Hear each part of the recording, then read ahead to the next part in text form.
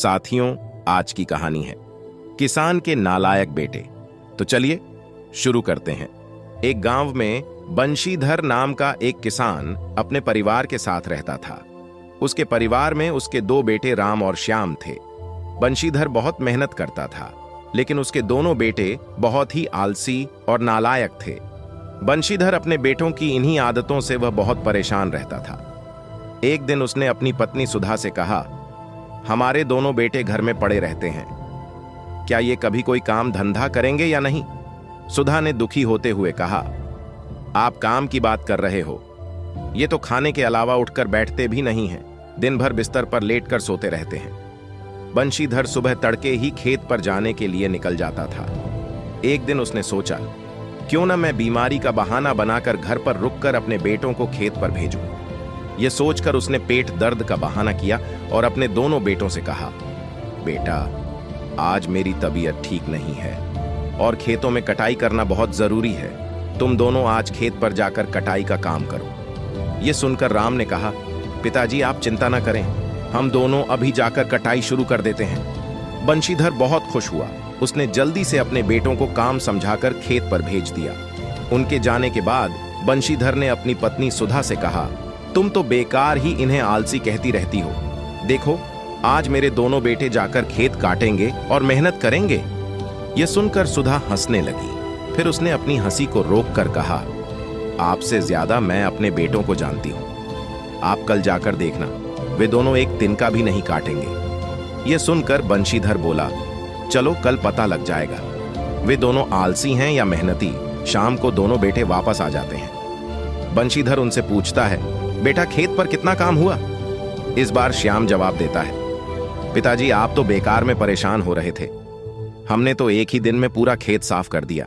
बंशीधर सुधा की ओर देखकर बोला, देखा मेरे बेटे कितने मेहनती हैं, तुम तो बेकार में इन पर शक करती हो।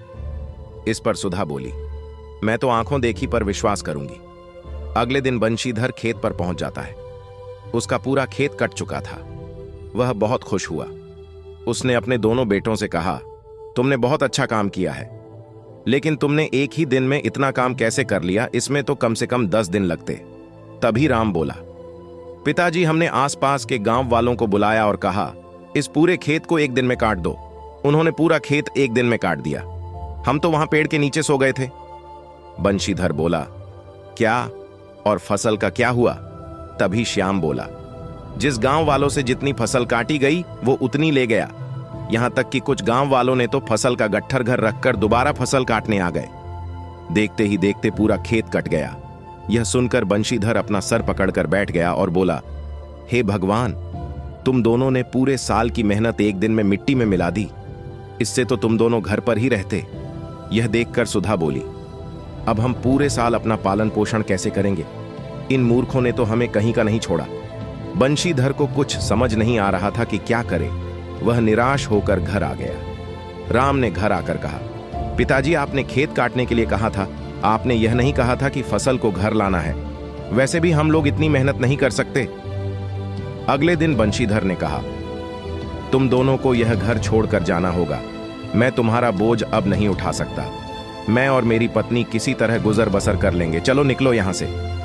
बंशीधर दोनों बेटों को घर से निकाल देता है।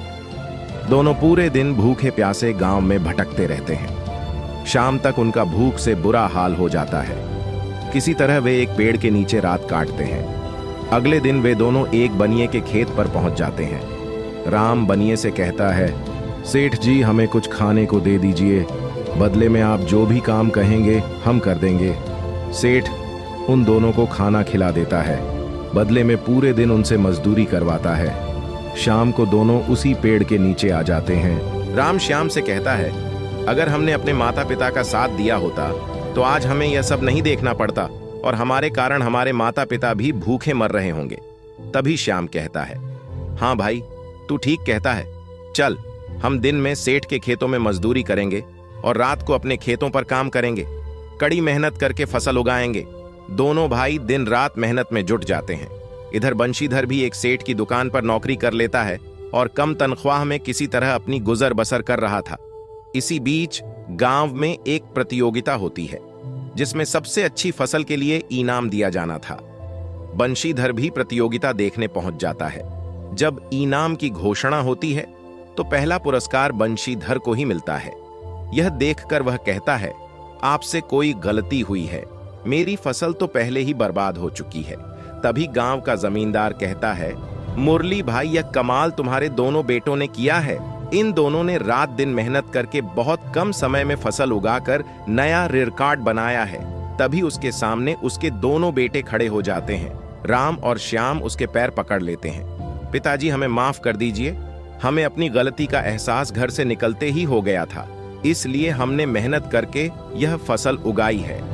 बंशीधर की आंखों से आंसू बह रहे थे। उस दिन के बाद तीनों बाप बेटे मेहनत करने लगे और उनका परिवार एक खुशहाल जीवन जीने लगा। दोस्तों, कहानी पसंद आए तो वीडियो को लाइक करके चैनल को सब्सक्राइब कर लीजिएगा। Thanks for watching. Love you all.